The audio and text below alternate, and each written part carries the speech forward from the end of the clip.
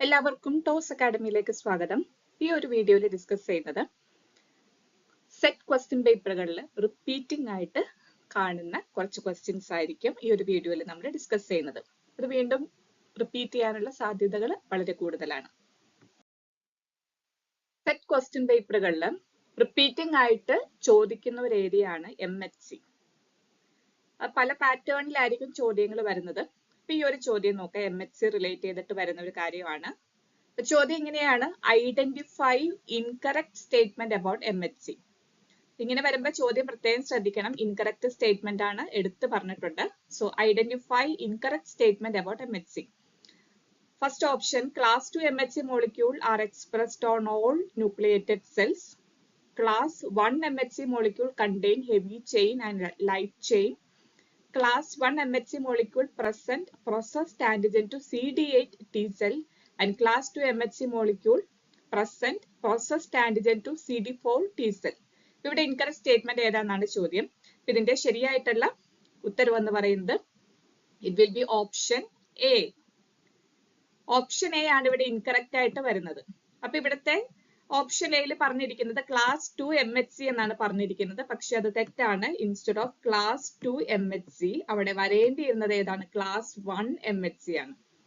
Class 1 MHC ആണ് എല്ലാ nucleated സെൽസിലും expressed ആയിരിക്കുന്നത്. At the same time class 2 MHC ആണെങ്കിലോ immune cells, dendritic cells, macrophages പോലെയുള്ള സെൽസിലാണ് ക്ലാസ് 2 MHC എക്സ്പ്രസ്ഡ് ആയിരിക്കുന്നത്.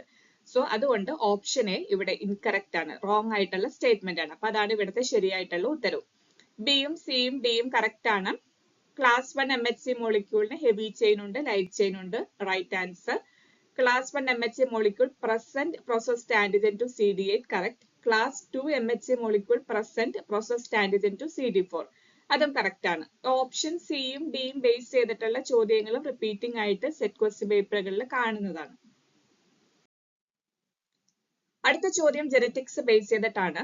Identify disorder caused by structural chromosomal aberration.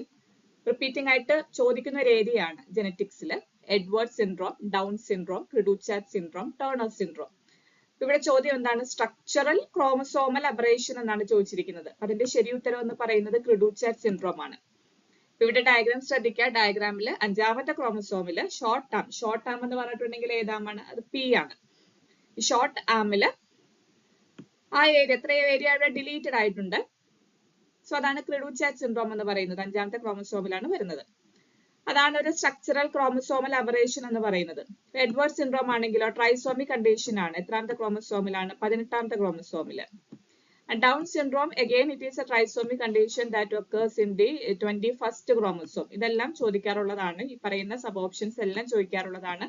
Turner syndrome എന്ന് പറയുന്നത് എക്സോ condition ആണ് അവിടെ വരുന്നത്, ഒരു എക്സ് മാത്രം വരുന്ന കണ്ടീഷൻ. സോ ഈ 4 ഓപ്ഷൻസും ഈക്വലി ഇമ്പോർട്ടന്റ് ആണ് ചോദ്യം ചോദിക്കാൻ. ഇവിടുത്തെ ചോദ്യത്തിന്റെ ശരി ഉത്തരം ക്രിഡുച്ചാറ്റ് സിൻഡ്രോം. അടുത്ത ചോദ്യം എൻഡറോസീലിക് ആനിമൽസ്. ആനിമൽ ഡൈവേഴ്സിറ്റിയിൽ സീലം ഫോർമേഷനെ ബേസ് ചെയ്തിട്ട് വരുന്ന ഒരു ചോദ്യമാണ്. സീലം റിപ്പീറ്റിംഗ് ആയിട്ട് ചോദിക്കുന്ന ഒരു ചോദ്യമാണ്. ഇവിടെ എൻഡറോസീലിക് ആനിമൽ തന്നിട്ട് 4 ഓപ്ഷൻസ് കൊടുത്തിട്ടുണ്ട്. Arthropod, എക്കൈനോഡം, mollusc, നെമാറ്റോഡ്. ഇതിന്റെ എക്സാമ്പിൾ ആണ് ചോദിക്കുന്നത്.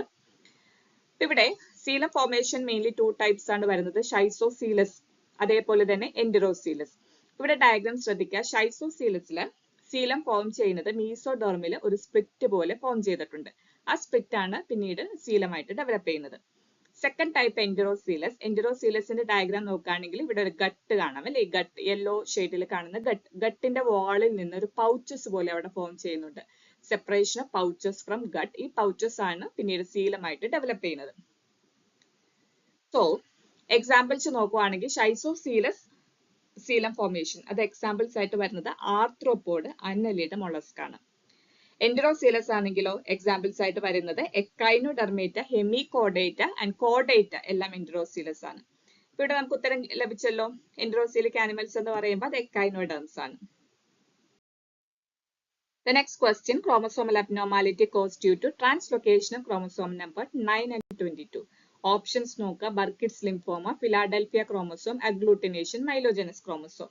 ഇവിടുത്തെ ശരി ഉത്തരം എന്ന് പറയുന്നത് ഓപ്ഷൻ ബി ആണ്, ഫിലാഡൽഫിയ ക്രോമസോം ആണ്. ഈ ഡയഗ്രാം നിങ്ങൾ ശ്രദ്ധിക്കുക. ഈ ഡയഗ്രാമിൽ ക്രോമസോം നമ്പർ 9 ഉം 22 കൊടുത്തിട്ടുണ്ട്. ആദ്യത്തെ കേസിൽ normal chromosome number 9 and normal chromosome number 22 ആണ്. ഇപ്പൊ ഇവിടെ ശ്രദ്ധിക്കേണ്ട കാര്യം, ഇവിടെ ABL ജീൻ നോട്ട് ചെയ്യുക, VCR ജീൻ നോട്ട് ചെയ്യുക.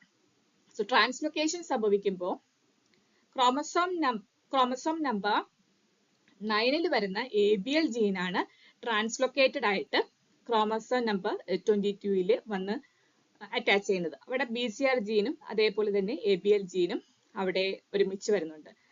ഇത് മൂലമാണ് ഫിലാഡൽഫിയ ക്രോമസോം അവിടെ ഫോം ചെയ്യുന്നത്. അടുത്ത ചോദ്യം നോക്കാം. Clinical condition when the heart rate is below 60 per minute. Below 60 per minute എന്ന് പറയുന്നത് വളരെ കുറവാണ്, നോർമലിനേക്കാളും കുറവാണ്. So options bradycardia, tachycardia, slow pulse, cardiac arrest.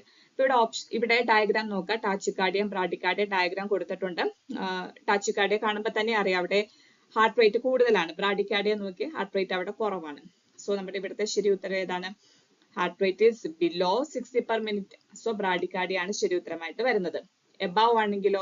Above ആണെങ്കിൽ ടാച്ചിക്കാർഡിയ ഉത്തരമായിട്ട് വന്നേനെ. ഇത് റിപ്പീറ്റിംഗ് ആയിട്ട് ചോദിക്കുന്ന ഒരു കാര്യമാണ് ബ്രാഡിക്കാർഡിയ ആൻഡ് ടാച്ചിക്കാർഡിയ.